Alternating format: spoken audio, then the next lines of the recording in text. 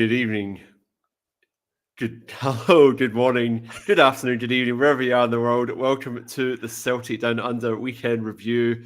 My name is Anthony Maguire. I'm without an intro video tonight because we're transitioning from one streaming service to another.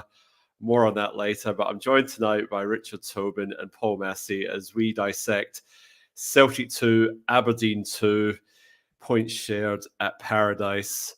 Richard, how was your weekend?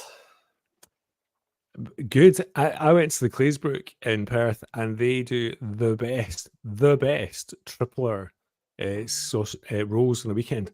Square sausage, black pudding, fried egg. Yes, look, I can see. Like, honestly, that Paul Massey kind of that flicker of valid. They're going, oh yes, that sounds like a good Saturday morning. Yeah, it was great. And then we had to be wandering around town, and then I watched the game. Brilliant. Well, it was probably brilliant up to that, the start of the second half. But anyway, we'll come to that. I must have seen a photo of your roll. That looked pretty good. And you might check that out. Walk down and have a wee look at that. Paul, what are we up to in the weekend, mate? One of my best mates, who's based in Sydney these days, we met in London many moons ago.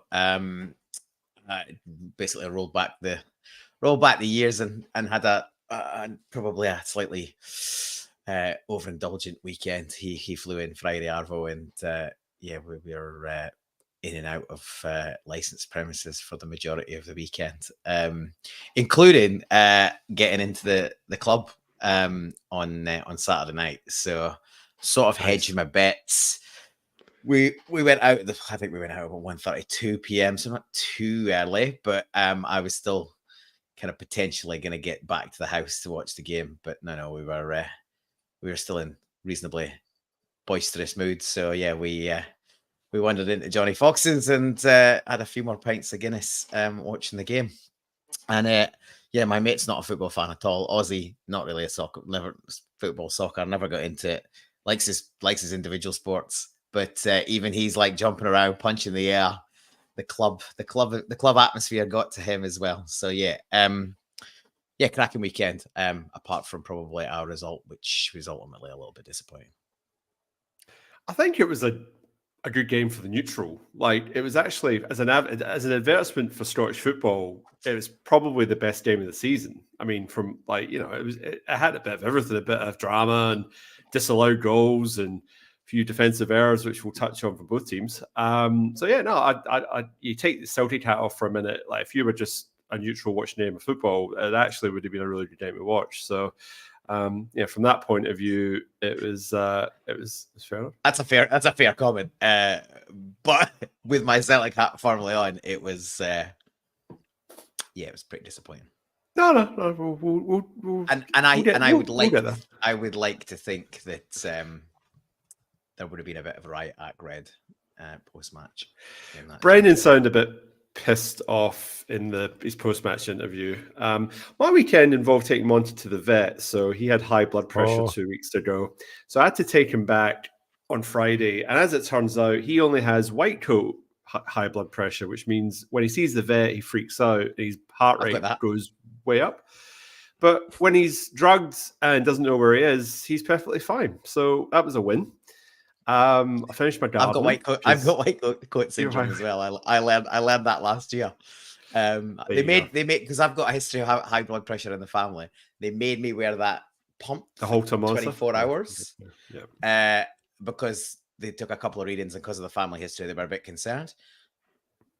That reading, they came absolutely perfect. He said, right, you've got white coat syndrome. You need to know that because people will get concerned about you if you don't tell them that that's the case. I didn't even know it was a thing, but yeah, me and Monty are kindred spirits, but I knew that already. There you go. And just you didn't have the monitor on when you were watching Celtic, because I dare say the blood pressure would have went up then. But anyway, so as long as it's not a European game midweek, we're fine. Got the gardening done. Had a wee bit of spot of breakfast myself out and about around Perth, and it was just a very cruisy weekend. I was struggling to stay awake to 10 o'clock to watch the game, so I thought, what can I do at 8 p.m. to just G myself up a bit? So I sat and watched Alien Romulus. That certainly got my heart rate going, so that was good to watch before the game, and so from one horror movie to a few horror scenes at Celtic Park. That was a good wee segue there.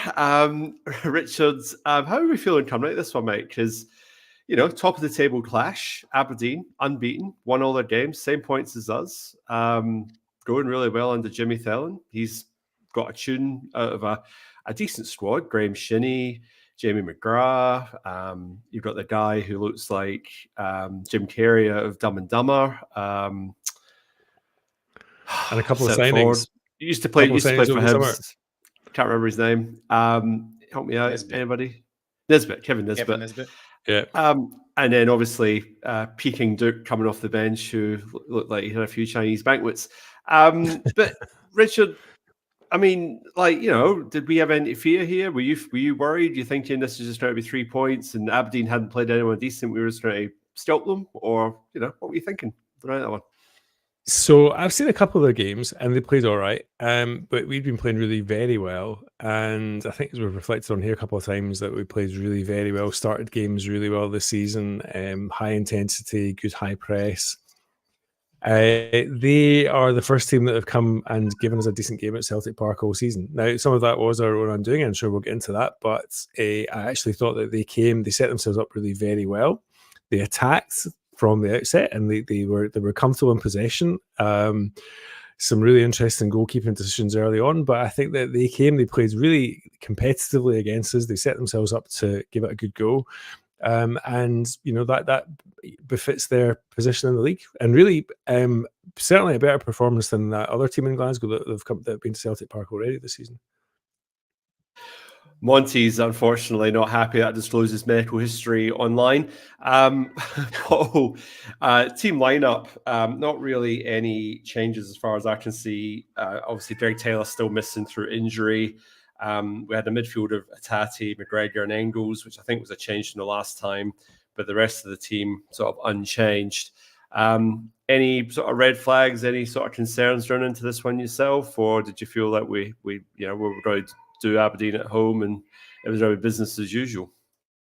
Yeah, I did. I was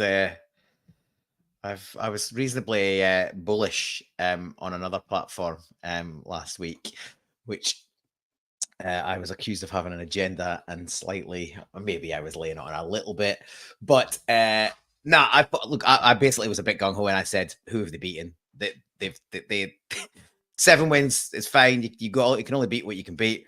But if you look at it in more detail, they've had 2 clean sheets out of those 7 games only, and the only teams that they've won against by more than the odd goal was St Mirren and Kilmarnock between the 2 European ties.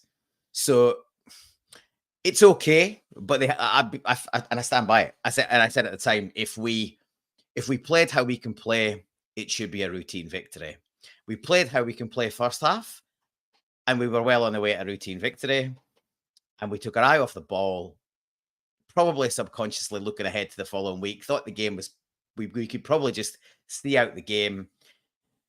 To be fair to them, Jimmy Thelen made a couple of changes. He got more pace on, and he clearly allowed them to get. I didn't think they played well first half at all. I thought Aberdeen were really they looked like any other fodder that comes to Celtic Park and sits. First 10 minutes, I thought they were mixing it, but then after that, but they just got right in. They just sucked back. I think the possession at half, the possession finished at the usual 72-73 to us. But I think first half it was potentially as high as 80, maybe even over 80% in our favour. And if we continue to play with the intensity and sort of application in the second half as we did in the first half, we should have won comfortably. I think we've got, there's a bit of complacency. Clearly some complacency crept in.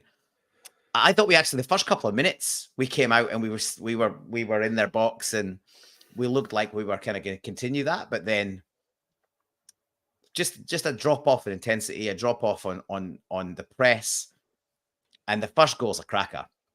Like we're too passive, and that's the same. That language was used by both McGregor and Brendan Rodgers, but but yeah, they flipped it a little bit, and we couldn't turn it around, and we threw the kitchen sink. I mean, you look at the stats, and we quite often look at the stats early on.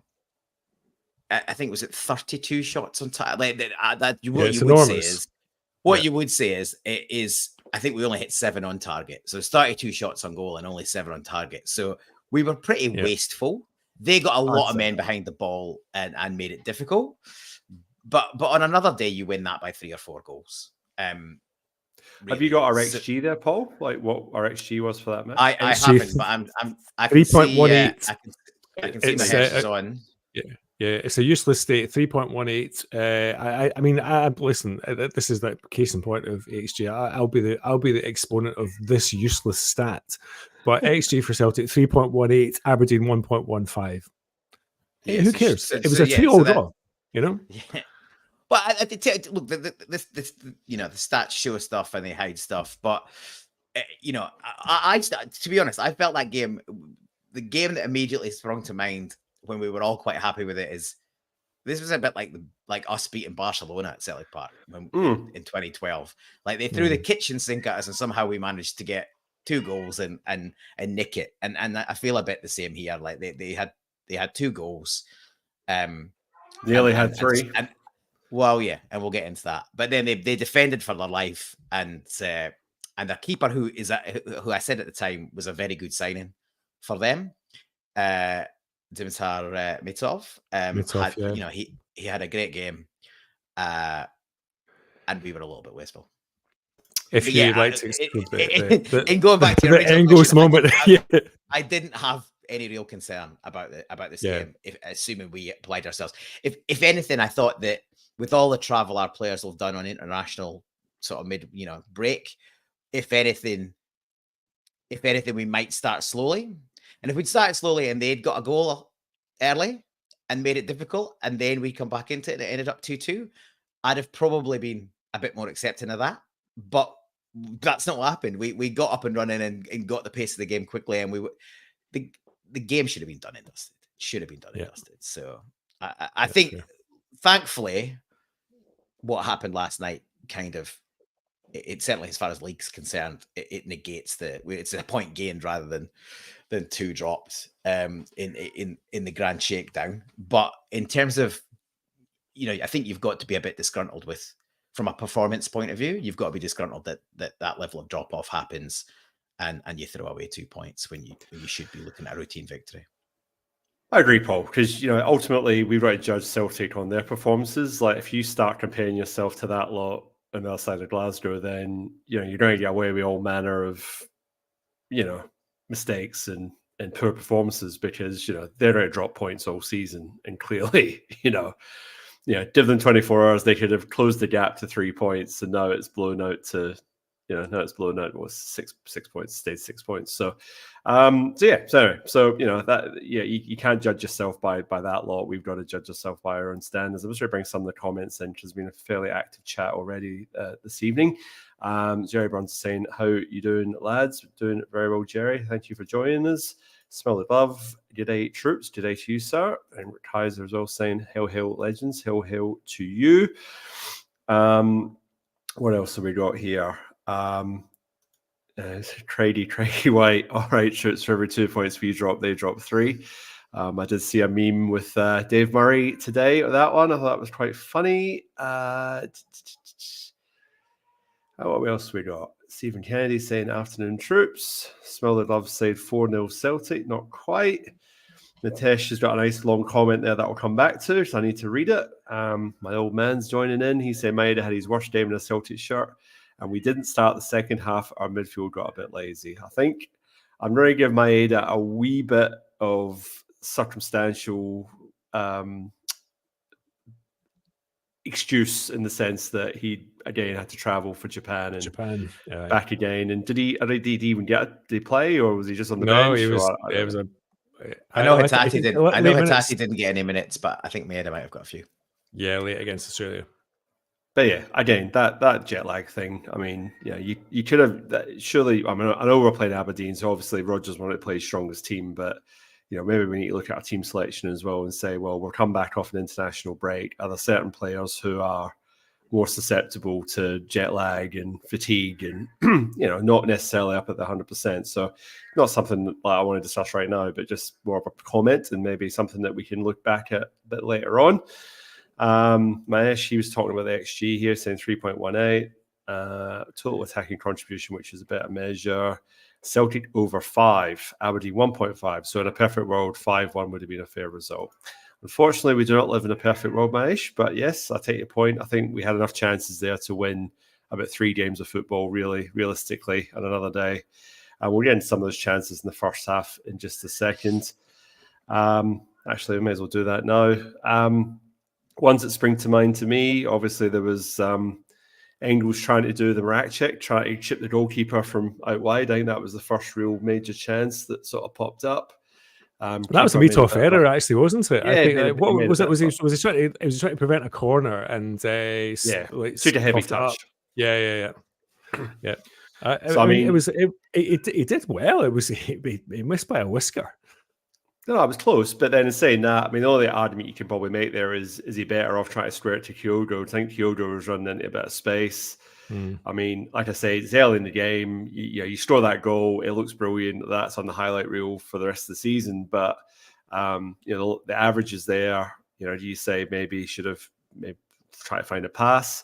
And I think it was Engels again with the next chance because, again, it was one that was fizzed in by Valle. And it took a bit of a funny bounce, but he managed to get a decent enough contact with it. But that just went wide of the post. So there's 2 of your not shots on target, which in another day, 1 or 2 of those should have been in the back of the net. You could 2-0 up early doors. Paul, any other chances spring to mind before we open our account with a really good passage of play? No, I'll watch the second half back again today because obviously, I'd been out for a good chunk of the afternoon. So my memory of the game isn't as sharp as it would like to be. So, but I was more interested in watching. My memory of the first half was that we pretty much dominated the majority of it, and we were good value for 2-0. Two good goals. Okay, there's a bit of a mistake in it from the Aberdeen defender on the second one, but we were good value for that, and potentially, a bit disappointing not to be in 3. But I was much more interested in reanalyzing the second half because obviously that's where I went pear-shaped. So I did watch that back today. So yeah, nothing else jumps out at me leading into prior to the first goal. But I think the first goal is really well worked from our point of view and not dissimilar to a few goals we've scored already this season. Oh yeah, it starts with Hatate. He gets the ball out to Engels. Engels plays a fantastic ball into Kyogo, who's made a great run. And Kyogo has that presence of mind just to hold the ball up, take a touch, look up, and then who's running onto it? But, Hatate, who started the move. And, fantastic finish. I mean, keeper's absolutely no chance with that. And, that's as good a goal as you'll see at Celtic Park. It was 4 passes. And totally, beat out sort of Aberdeen sort of press or whatever their sort of defensive sort of setup was at that point in time. But fantastic goal, and you're just thinking, oh, that just settles the nerves a wee bit because at that point, right, we're in the game. I thought the first 10 minutes was a bit sort of end to endish, and then we got a grip on it, and then it's sort of then it's like, well, you need a goal because if you're going to have this possession and you're going to create these chances, you've got to make sure you're taking your chances. And like I say, 24 minutes, great time to score. And then you're thinking, all right, we've scored 1. What's going to happen next? And you don't have to wait too long for the second goal. Just 3 minutes later, Kyogo goes from being provider to scorer. Richard's second goal. What's your thoughts? I think kind of good positioning. I think that the rebound, it was Gavin Malloy, I think, was Aberdeen defender who basically coughed up what should have been a routine clearance into the path with Hatate. I think he blocked Hatate's shot, rebounded, taken beautifully by Kyogo. And at that point, you're absolutely right. I think like Kyogo, he had that kind of invincible look on him, and as if that was it, we were in charge of the game. And I think that at that stage, it did feel like we were in charge of the game. And Kyogo, given the opportunity inside the 10 yards out, he's always going to score 9 times out of 10. Yeah, no, he didn't. It was the one time where he actually just hit it, and I think Kyogo was guilty. The one criticism of his game on Saturday was there was a couple of times where he just took too many touches, and like he should have taken a touch and hit it, but he took a touch to another touch, then turned on his other foot to another touch, and then tried to shoot. And by that point, it's just red shirts all around him, and you lose that opportunity, that chance to maybe just get a shot away and maybe get a deflection or at least it goes out for a corner. But I just felt there was times on Saturday as the game went on where I felt like he had pulled the trigger a lot quicker, and he didn't. And in this instance, he did the job, and great goal, and like I said, 2-0. I'll put my hand up. I text my dad and say game over. I thought that was done. I thought Aberdeen haven't been in this situation all season. We were absolutely fine at that point, and I thought, yeah, we're this is going to be 4 or 5. I'll be honest, that's what I thought. I mean, I can think that because I'm just a supporter sitting on the couch watching the game. I'm not a player involved in the game, because I did feel that some of the Celtic players definitely put their pipe and slippers out at half time and went, job's done. We're playing Atalanta on Wednesday, and we just have to just go through the motions this second half, and we're going to win this game. And unfortunately for us, too many of our players dropped their bundle a wee bit. And this goes a wee bit of a hallmark of last season. I mean, the games against Kilmarnock last season, the Jekyll and Hyde performances. I mean, how many times did I have to use that phrase last season? Yeah. But it wasn't for the whole half. Like, we got to kick up the backside when we were 2 each. But the point is, we should never be in that situation in the first place. But I think you say too many people looking ahead to Wednesday. And unfortunately, a team at Aberdeen who actually, well, you know what? We're unbeaten this season. We can turn this around. Thielen's made the right changes. He's brought Duke on. He took Nisbet off, and he made another change as well. But they were up for it, and we just weren't ready for that. And we had a 10 minutes of absolute calamity. But before we jump into the second half, I lost my feed for 15 minutes. So I was sort of between the 30th minute to the 45th minute. I was scrambling, trying to get my stream back up.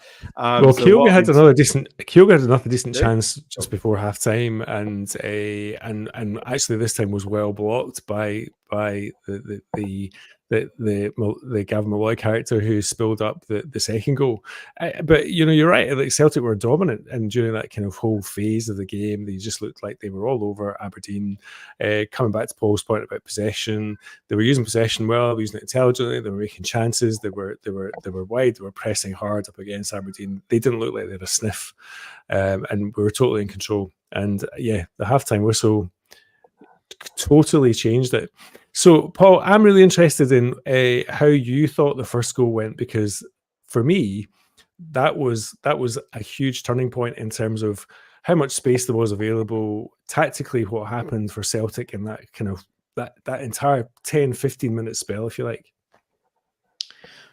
Their first goal is, we're just too passive, and we cough up position, and there's just one little touch into Jim McGrath, and the technique. If that was Matt O'Reilly, for example, or Arnie Angles that had made that pass, the Celtic support would be raving about it. It was the technique's brilliant. Like, it just bobbles up a little bit, and then he hits it on the sort of half volley, and he just drills it low, controlled.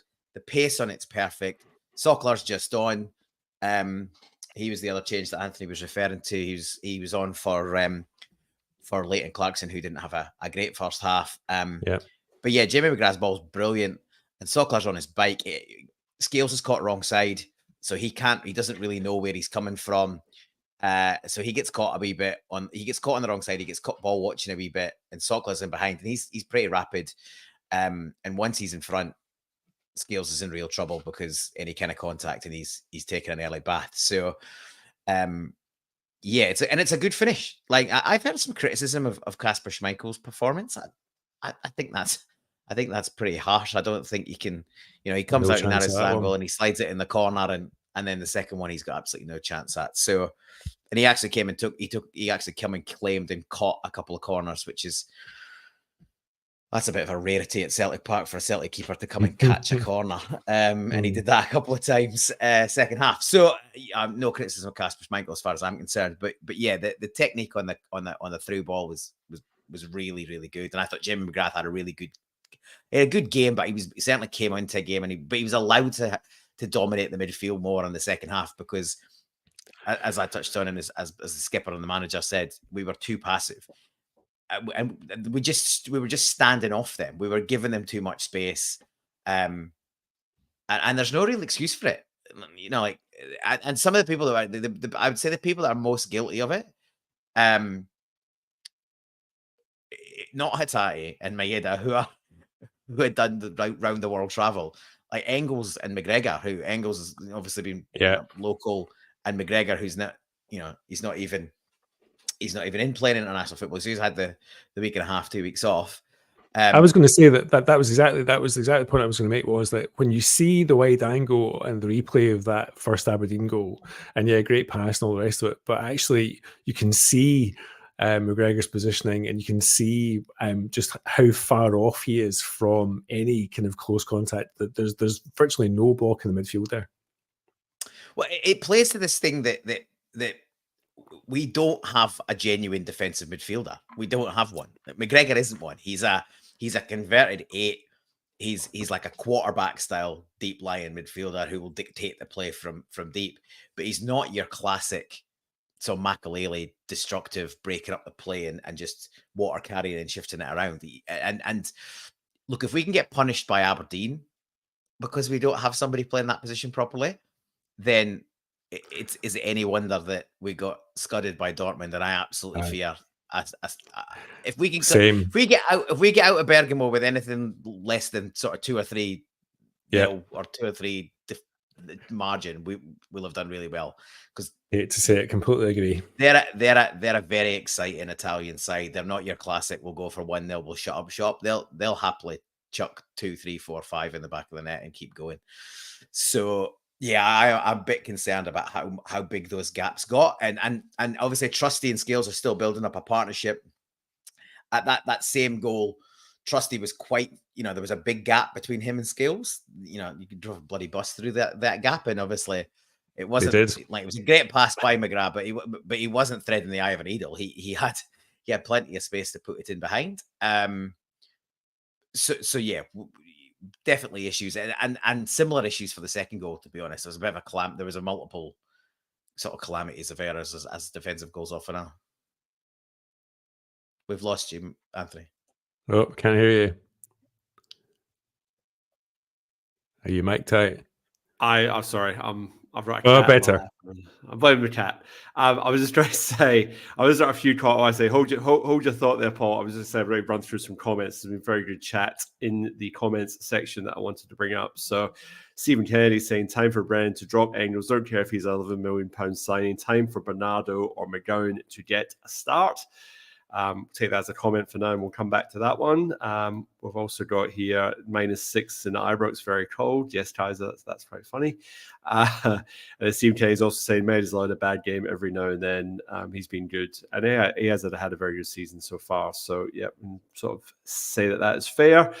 RJL67, there's no doubt that international breaks have disturbed our flow. Yep, that's how we sort of combat that, because obviously we do have players in training. Not everyone goes away, so we've got to try and manage that. He's also asking who the cat lover is. Yep, that would be me. And then my dad, what's he saying? McCarron needs to get a start. And again, that's an interesting point around McCarron, because he has looked good coming off the bench. But for me, is it a little bit of potential David Turnbull syndrome, in that, he looks good because the midfields run the other team ragged for 75 minutes or so before he comes on?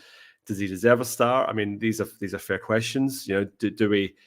Is Engels getting a game at the moment because he's performing, or because we paid 11 million quid for him? Bernardo missed out again. He hasn't really done anything overly wrong. I know, again, it comes back to this whole thing where you've got a situation where you've got 5 players for 3 positions, and let's face it, unless Callum McGregor's injured, he's starting. So really, you've got 4 players for 2 positions. So it's just an interesting dynamic at the moment, because last season for long periods the team picked itself due to injuries, unavailability. So now we've dropped points. So you are allowed to maybe look at Brendan and his team selection and say, well, did he get the team selection right? Did he pick that team based on what he's trying to put against Atalanta on Wednesday? Or should he have made a few changes in with a mind of, I need to win this game against Aberdeen? I don't know what the answers are. I'm just curious as to what your guys' thoughts are, because McCown's not put a foot wrong. I don't feel Bernardo's really had a bad game this season. All right, he wasn't great against Dortmund, but who was? Richards. I'll talk to Engels. I think that he had a decent first half. I thought that he tackled. He was combative when out of possession. I thought he handled this possession very well. I thought his distribution was good. He was unlucky with the chance against the bar when the keeper was out of position. He was unlucky with the shot across goal. And then he was involved in the build up to the first goal. So I can't really fault him. Come on. I see some of the kind of comments in the chat. He didn't have a bad game, and I'm not sure that he would have been replaced terribly easily by anyone else who was on the bench. I think that 11 million quid is what you get for 11 million quid. He's 21, remember, and although I better check my ages because I got that wrong last week for AJ. No, he's 21. Yeah, he's 21, and shows way more maturity than lots of other 20-year-olds, 20 and 21-year-olds I can mention that played for Celtic. So no, I really enjoyed it. So happy to talk to that. Happy to Paul McCowan. So I'll touch on Engels. I kind of pretty much agree with Richard. I think he is fading in games, and you could potentially point the finger at him as one of the people who got complacent second half. But he'll be asked to go to the well again, and he'll be one of the first names on the team sheet for the Champions League, no doubt. And look, I was a big, I think at least a couple of us were big advocates of Bernardo starting in Dortmund, which he did, and obviously he wasn't alone that day, but he did give away possession cheaply. So, I was actually advocating for McCowan starting in this game. And to your point, Anthony, yeah, you could level the David Turnbull stuff at him. However, he was dominating games in a Dundee midfield from the start. So including games against us, he was looking great. So I wouldn't have too many concerns or any concerns about throwing him into a game of this magnitude. The kid's got an amazing opportunity, and you just know that he's kind of got the mindset to be able to at least perform at that level in Scotland. So would I be advocating for throwing him in against Atlanta? No, but he could have absolutely started against Aberdeen on the weekend, and given one of the other three a bit of a rest, or one of the other two a rest. I think we've got good depth in that midfield, and I think if I've got a criticism of how we manage that midfield, it's this rigidity on 60, 65, 70 minutes is when you make the change. Like, if you brought McCowan on at half time, yes, you'd have got intensity from the off instead of this drop off of complacency. Good point. So that, to me, that's on the gaffer. The players have dropped off, but it's naturally you be complacent. You dominated the game that well. You're 2-0. You should be home and hosed. Like, one more does it. And it's not in the script, and obviously they get back into the game. But I think I'd like, and we've talked about this already, and we still haven't seen it, although we're early into the 2 games a week side of things, particularly with international breaks breaking up the season and momentum, and we've got one coming. But I want to see that the midfield's where we're strongest, and it's also where you pretty much expend the most energy.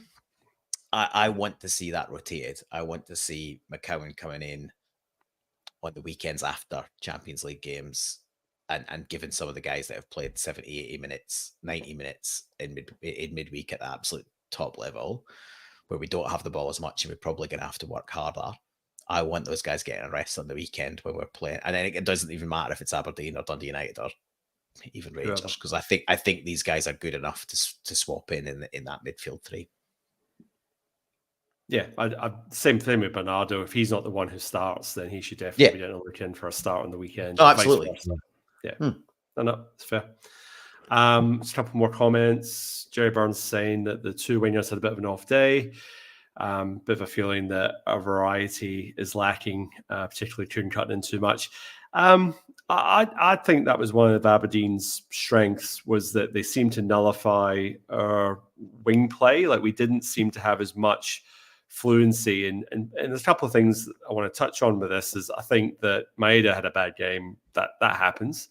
I think him and Valle haven't quite got the sync up, link up that Maeda and Taylor has got. So that's still developing. Valle is a different player to Taylor. Taylor likes to invert and go into the midfield. Antonio. Sorry, am I still there? Or I'm back. Paul, can you hear me? Can now, yeah. Yeah, okay, let's go. I can hear you too. So I'll keep going. All right. So the kind of link up play between. Oh, Anthony's back. Hello, we hear you now. Yeah. Yeah, the link up play. Paul, was that here the whole time, or? Yeah, I think it was you, Richard. I had Anthony the whole time, so I think it was you. All right, yeah, okay. Sorry. No all right, but I'm just saying that that's definitely, I think, a factor. And then I agree with Jerry to a certain extent. I think Kuhn could get to the byline a little more often. It's still a criticism I think I can level at him if he wants to sort of up his game a little bit more, because I just feel that Aberdeen wanted him to cut inside, and then they just had the bodies there to put the block on. It was the same with the short corners with Cal McGregor. Obviously, Cal McGregor scored a couple of goals from outside the box, like that short corner. And again, it just wasn't on, and he was asking for it every time. And we seemed to have a reliance on short corners because we had I don't know what the stats were on the number of corners that we had, but we had loads, and we just didn't seem to really create any real major threat with that. So they're just, I'm saying random observations, but I feel that I'm not saying Aberdeen had a number slightly, but there's a couple of little things that they did do that sort of nullified some of our play. I mean, we still had the talent and the ability to be able to play around that and create chances and score goals. In another day, like I say, we would have won that game comfortably. But I just feel that they're probably the one team this season that's probably matched up to us in sort of contain some of our threat to a certain point. But just again, a few observations there. And then Maheshi's talking about that as well. He's talking about saying that, exploiting our tactical weakness in defensive transition, a good out ball, and Celtic defense was burned. I guess it comes back to that first goal, Paul, and I guess this will roll into the second goal, is that Liam Scales, yes, he's caught the wrong side. Yes, we didn't apply enough pressure in the press in the lead up, and it was a good pass through. But do you know, kind of feel like, how did we end up 1-on-1? Like, how's our defensive structure in such a way that we were isolated 1-on-1 in that situation? I mean, defensive 1-on-1 is you have 1+1. You always have a spare man either slightly in front or slightly behind to give you back cover. But we seem to be square at the back and like no cover whatsoever. So did we get that wrong? Like, it was, I know pressing was off, but positionally, defensively, were we off there or what? Well, it's not dissimilar to the goal we lost against Aberdeen at Hampden, when we obviously ran through and had the freedom of Hampden and slotted it. I think the thing is, and Mahesh makes a good point about how we are in defensive transition. We leave ourselves 2-on-1, 2-on-2 reasonably regularly, especially in the Scottish League, because the press is good in midfield. We've got one or both inverting fullbacks at times, so and we can usually get away with it. We're overloading that space, so we usually can get away with it. As I said earlier, I think Trusty's too far over. He's sitting more in a right back position than a right centre back position. But because we give the ball away centrally, it's then, and with a big gap between the centre backs, it's one simple pass and a quick player is in. So you haven't, they're not having to come through an angle where you would potentially have a fullback covering behind. We've turned over the ball, and therefore people are fullbacks are moving forward, midfielders are moving forward, and you turn over the ball and then you're left exposed. So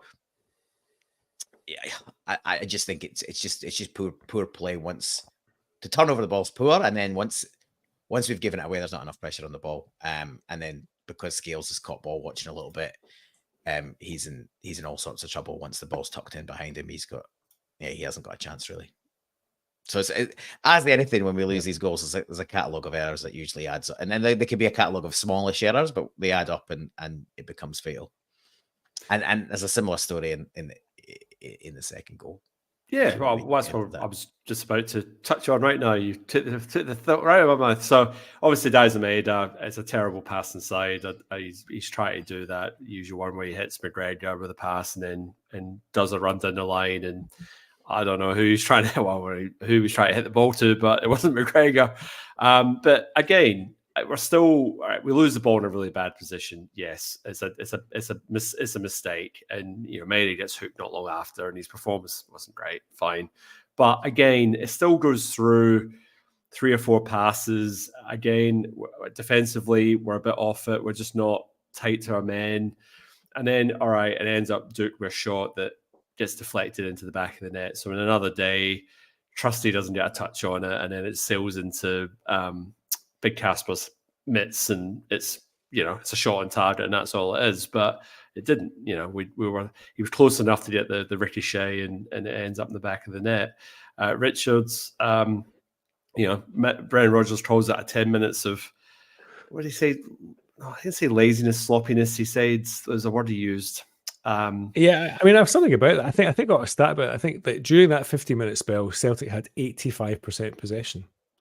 And even though we kind of coughed up 2 goals, and the second was as calamitous a goal as we've conceded, if accepting Dortmund, as calamitous goals we've conceded in an entire season. It was just a really unfortunate Maeda error. He was really annoyed with himself, actually. If you watch it back, you can see him almost the instant he hits the pass, he's going, oh no, and sees exactly what's developing in front of him. He sees the amount of space that there is in that kind of half of the field, and I completely agree with you. Just not pressing in that area. It was really slack. It was wide open. They were always going to have that opportunity to score. But it kind of emblematic. The whole we were comfortable in possession, but as soon as they got and they pressed far enough ahead and in front of us, there was no tackle.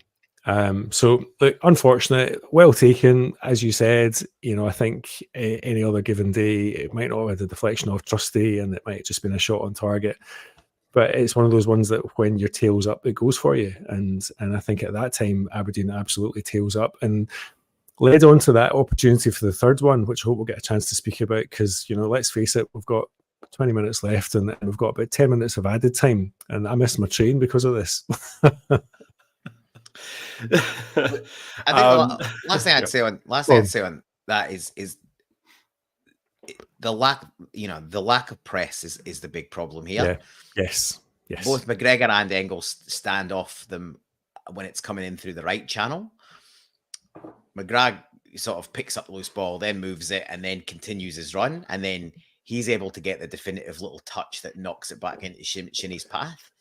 And Shinnie's get a decent contact on it, but I think that's the second or third time that a ball's deflected off Trusty and into the net, or he's not got out to a shot from distance. That's interesting. Okay, yeah. There's one against Falkirk. He didn't get the contact on it.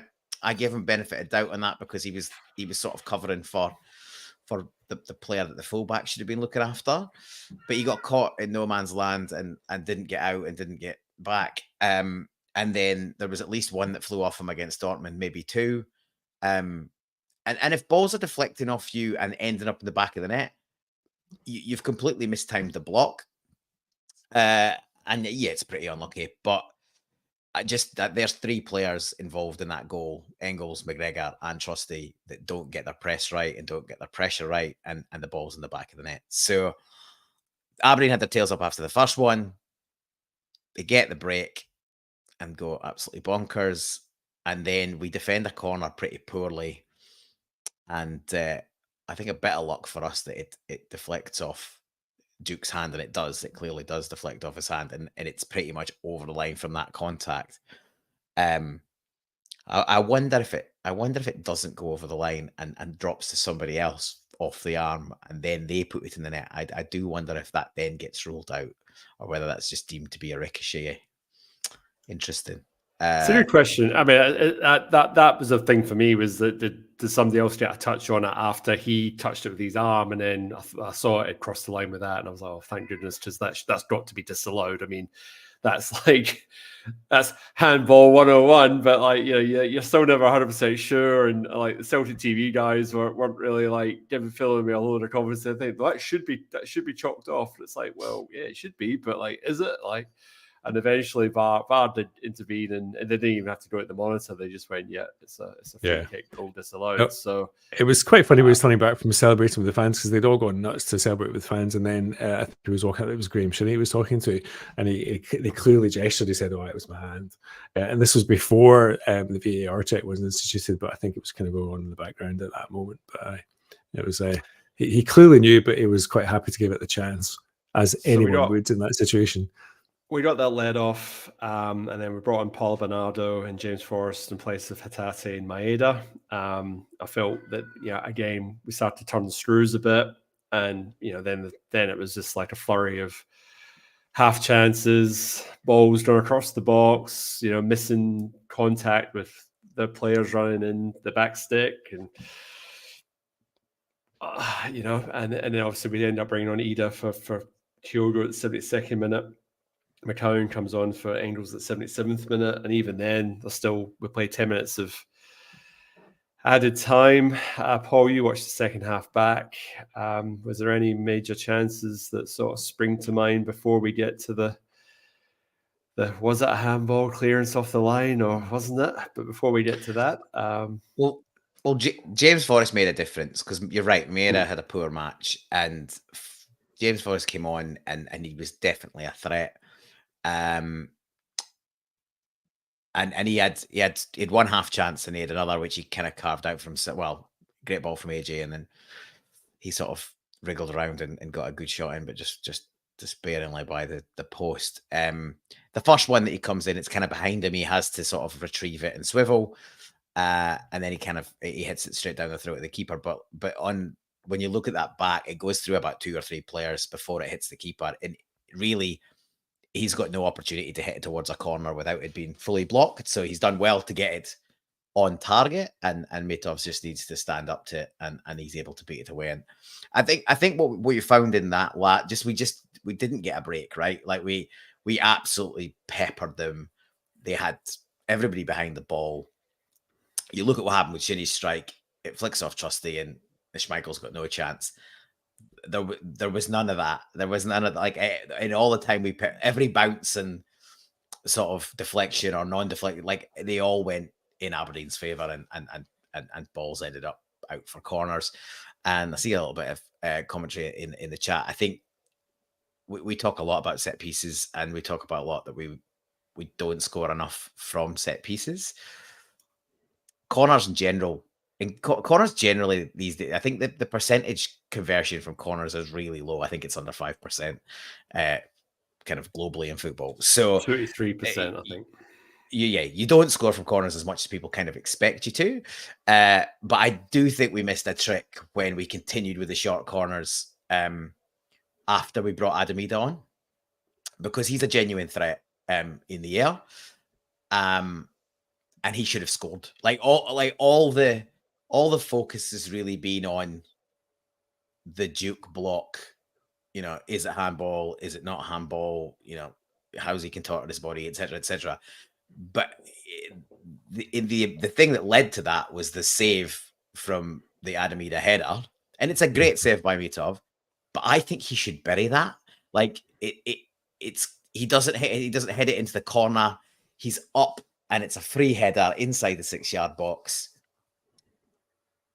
I think he's got to score. He'd had a sighter early on, just after he came on. He nodded one past the post. It sort of bounced up and went past the post. I think Adam Ida in full flight, like he went on, the form he was in once he got up and running last season when he joined on loan. I think he scores that. I think he's not really got his season fully up and running yet. And yeah, I think he should have tucked it away. The other one, AJ puts up a great ball to the back post. Forrest touch is brilliant. That's the one. And he sort of shifts his feet and he manages to, again, he finds a space between defenders, but it just slides past the post. The other chance that's really good is the one AJ gets to the byline and smashes a great ball across the box. But again, it's bouncing, and Bernardo's arriving at the back post at full stretch, but it sort of bounces over his outstretched leg, and he's kind of not at the angle. So not much kind of criticism of Bernardo there, but just another example of us sort of just, and I think that was a story of a good chunk of the day actually, was the final ball was never quite there, and that's whether that's wingers or fullbacks. There's another opportunity. Alex Valle got himself in. Forrest fed him. I think it was Forrest fed him in, and he had the freedom of the box, which we hardly ever had, and he didn't get his head up. He just smashed it in and played it into an area that obviously would have been a good area, but because there was so many defenders there, it was easily blocked. But if he just got his head up, he could have taken another couple of strides into the box and then actually tried to pick somebody out.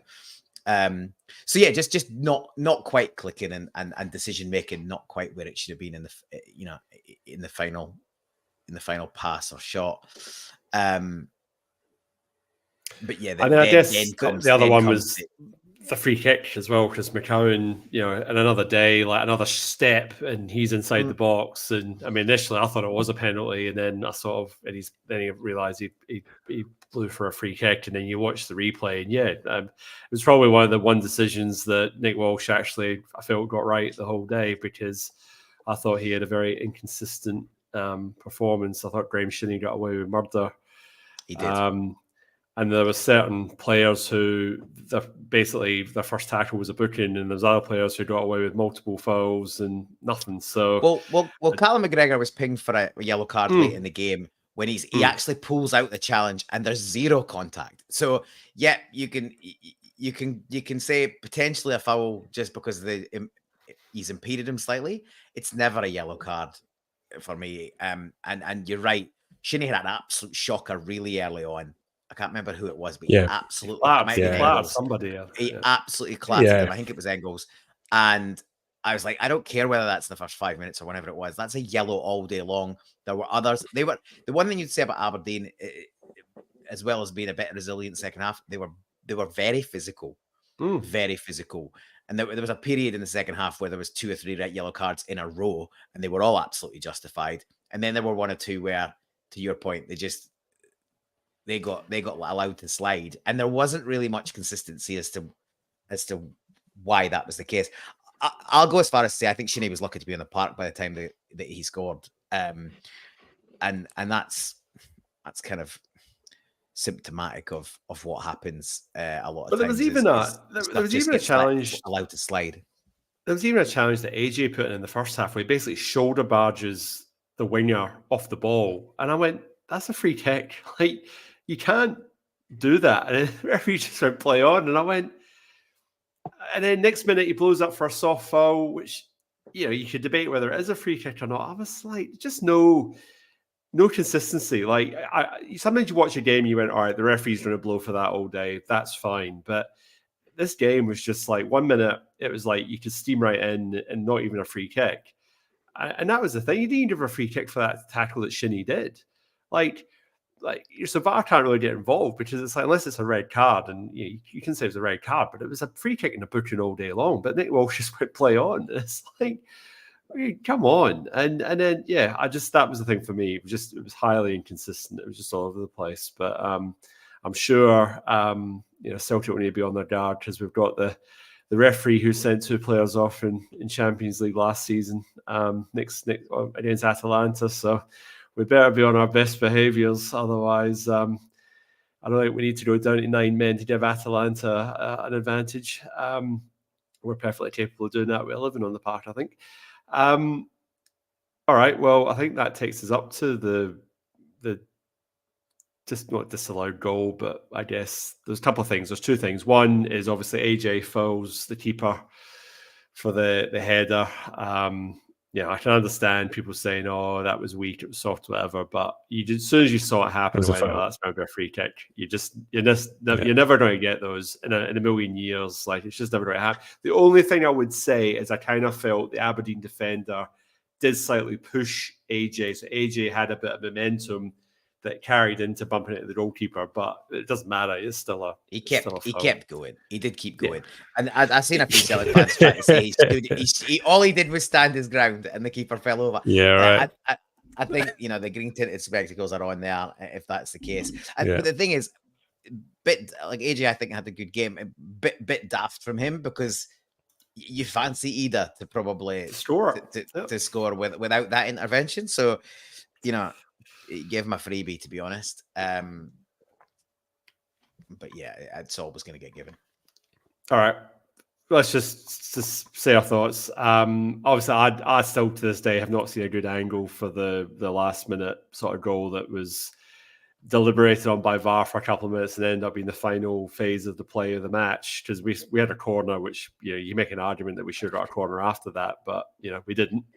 I think Nick Walsh went 11 minutes of added time is probably enough, and probably to play another 11 minutes added time, still not scored. But angles very hard to sort of see what exactly happened, but it's either hit his chest or it's hit his arm, or it's a combination of both for me. I don't know what that means when you've got your arm beside your body. I mean, you're stopping the ball going in the back of the net, but you're in a natural position. So, I mean, we probably need Sean on here for the referee's ruling. But, I mean, have any of you two seen a reverse angle or some sort of camera from the crowd or something? Because I haven't seen anything other than the crap footage I got from Celtic TV at the time. No, I haven't, but I know for a fact that Hawkeye has a camera in the crossbar, so there will be one there somewhere. For me, that is a stone wall penalty. That was a penalty kick and a red card for him. So yeah, I mean, even watching it in real time, looking at it and thinking, there's no way that came out hitting your chest and hitting your abdomen. That no way. So he caressed the ball out with his left arm. That was a penalty kick and a red card for Duke. Paul? Well, that's what I did think, and it's I'd love to be in agreement, but I've seen one angle where I'm pretty confident it flicks off his thigh and then up. I definitely think it hits his arm. If it hits the angle his body's at, if it hits him in the chest, it can only move towards the goal, not away from it. So we're in agreement that it hits his arm and moves back out from goal. But there's an angle that shows what looks to me like the one point I would make here is, why have we got such shockingly bad footage that we can't see it, right? At the other end, we've got an angle which, if we had that angle on this one for the other Duke handball, which was ruled out, if we've got the same angle down that, and why have we not got the same angles at opposite ends of the ground? That's ridiculous. Hawkeye has a camera in the dugout that can spot your granny at the back of the north stand. I don't know how there wasn't one under the crossbar to say penalty kick in the last minute of the game. Arguably, I just don't understand how there's not fixed cameras at either end for the goals. I mean, goal mouths. Surely, like, most of the action takes place in the penalty box. So, like, why would you not have cameras from both multiple angles trained at the goals for these sorts of incidents? Because there's going to be bodies in there, so you need to find the right camera that's going to show you the right angle to give you that definitive decision. But here we are again, we're relying on grainy Celtic TV footage, and it's like you slow it down, it just becomes a blur, and then you can't really see anything. But I see a point, Paul. I mean, if that's the case, then that's fair enough. It's not. So there's a couple where you think you've nearly got it, but there's one, and I can't remember where it came from. There's one where I finally went, because I was calling it a penalty all day long, and there's one where, as he's sort of leaning back, it seems to flick off his sort of upper thigh, and then hits his arm. But as we may or may not know, if it hits another part of your body, then or somebody else's body before it hits yours, and it's not travelled that far, then you wouldn't get given it as a handball. So whether I agree that should be the rule or not, ultimately he's used his arm to stop it getting in the net. So where it flicks off before that, to me, seems a bit arbitrary, but that is the ruling. And I think on best case probability, that's what happened. So if Duke at the other end and hit his thigh and then hit his arm by his side and went in the back of the net, that goal would have stood. Should have. It's a natural position thing, isn't it? It's that whole kind of you weren't in a natural position, and it's crazy. Yeah, it's not too hard. Let's just put a cork in it, because we could be at this for another half an hour, and it's one of those things. And I'll stand by the fact we had enough chances to win multiple games of football, and it just didn't happen. And it was a late one against Ross County before we went on break, and we just couldn't find that late winner. Shouldn't have been in that position. Yeah, I agree with you. I think the last thing I'll say on the Duke incident is I'm pretty confident that there is a picture that gives a more definitive picture of that, or the decision on that VAR's already seen that we just haven't seen yet. So whether we will see it, whether Willie Collum will show us in his VAR roundup show, we'll wait and see. But you'd have to think that there's a better footage, there's a better angle or footage of that we just haven't seen yet. Okay, for a few comments just to quickly run through, and then we'll do man of the match. McLaughlin P is saying that Tierney on loan in January, I'm hearing. Well, that'll be interesting if that happens. Treatment table, if it. Yeah. Stephen Kennedy saying that he's going to hide behind the sofa on Wednesday night. I might join you. And then we've got Lucky 15 Voodoo saying, "Hail, guys, brilliant show. Thank you very much." And he's saying on the top right, spitting image of Pat Niven. So there you go, Richard. You've got a doppelganger. And then Michael Ross, I think this is your comment just to sum up the game. He says, "All I'll say is fair play to the sheep. We move on." Yeah. All right. Richard. Actually, no, I gave you first goes last time. So, Paul, who was your man of the match and why?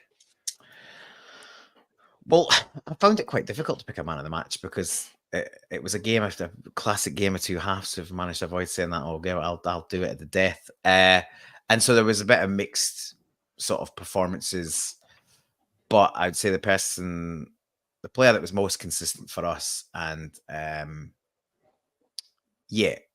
was contribution throughout, was Alistair Johnston.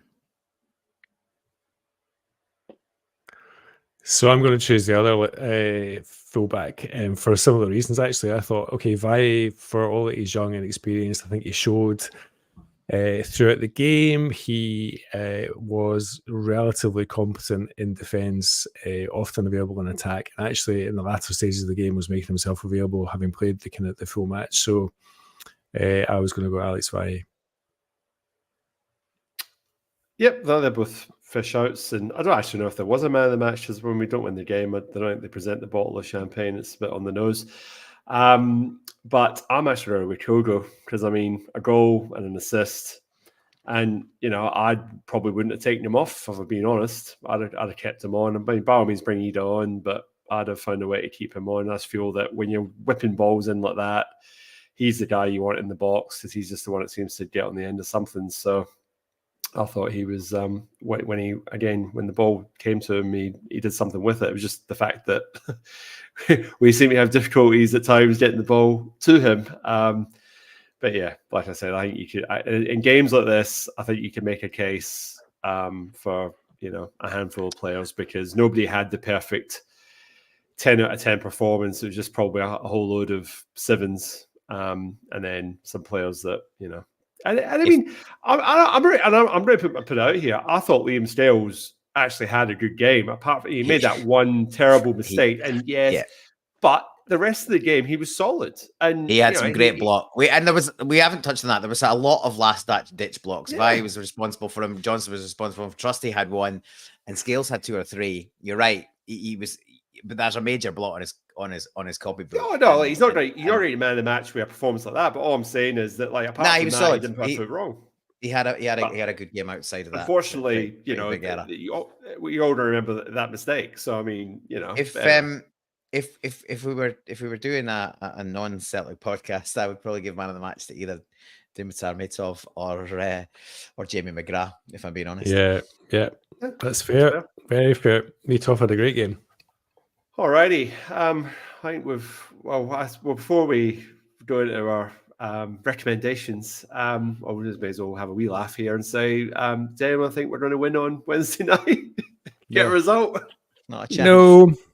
I honestly hope that we park a bus. Honestly, just give us Barcelona away from 20 years ago and park a bus. And Gucci Brendan hasn't got it in him. He's got too much swagger. He's not gonna do it. We haven't got the personnel to do it either. That's the other thing. Like, I know, like, all this is part of the bus, but we haven't got the cattle to do that anyway. I don't know what we're gonna do, but the only thing I could say is that, like, don't play with two wingers. Play with, like, Maeda plus a striker and get an extra midfielder and just try and clag it up a bit. And at the very least, have it so that you can support Kyogo or Aida or whoever you choose to play up front. It'll be Kyogo. But, and then just play that way rather than, like, playing three in midfield and getting absolutely stretched left, right, and centre and leaving your centre halves exposed. But I just can't see it. I think Brennan.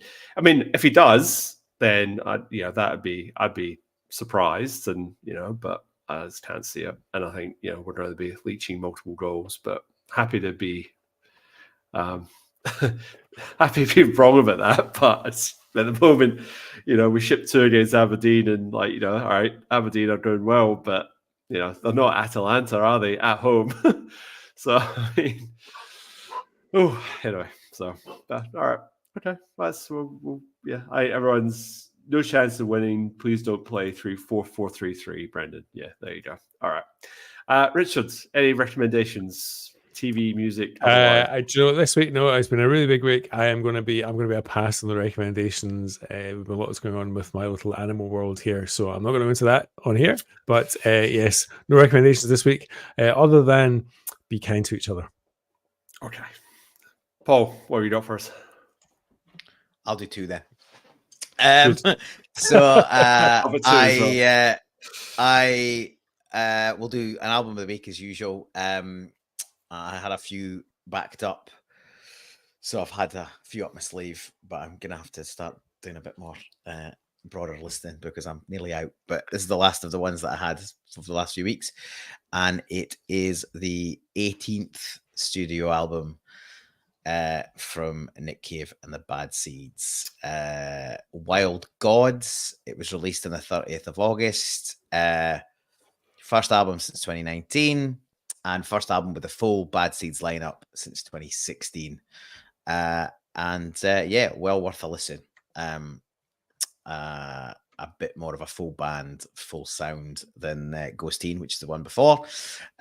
Wild God by Nick Cave and the Bad Seeds is my album recommendation of the week. And then I'll do a quick TV one as well. I think we've touched on the show Shrinking previously, but it is back for a second season.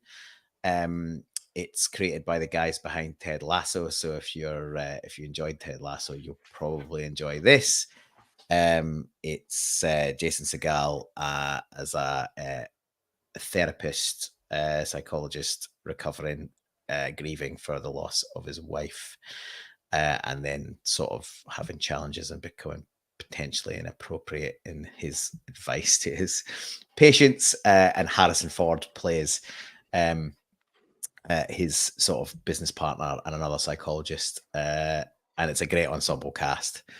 It looks like second season Brett Goldstein, who was Roy Kent in Ted Lasso, is going to make a guest appearance as well. So first episode watched earlier today, back to form. So if you're into Ted Lasso, give Shrinking a crack. Season 1 already out fully. Season 2, first couple episodes are out on Apple TV. I finally watched The Gentleman on Netflix. So that's the Guy Ritchie spin-off TV show from the movie of the same title. So that was really, really good. Really enjoyed that. And, I don't know, Theo James, could he be next James Bond? I could see it. We were talking about that a few weeks ago. And then the other thing, as I said at the start of the show, I watched Alien Romulus and thoroughly enjoyed that. It was one or two, probably too many obvious references to the original Alien movie, but well done, good cast and tight script and a few wee jump scares here or there. So like I said, if you like your horror, your science fiction, definitely one to check out. We haven't got all the handles and things on our screen because we're transitioning from one platform to another. But you will be able to find us online, Twitter, Facebook, on YouTube. Please give this episode a like. It does allow other like-minded Celts to find us online and join our online community. Thank you everyone for getting involved in the comments section. We appreciate your thoughts, and it helps just drive on the conversation as we go along, because we just come on and speak our minds. We don't plan any of this out. We just, there's no planning. It's just we watch the game and we go on here and we have a good chat. And I hope that you can join us next week. We're at Atalanta midweek, and then we've got, just to state my mind, Motherwell away. That's right. Yeah. At 11 o'clock on a Sunday night. I remember that because I saw that. So time. So yeah, awesome. But we'll be back for that one. So hopefully we don't get too scalped over in Italy. And we'll see you again next week. Hail. Hail.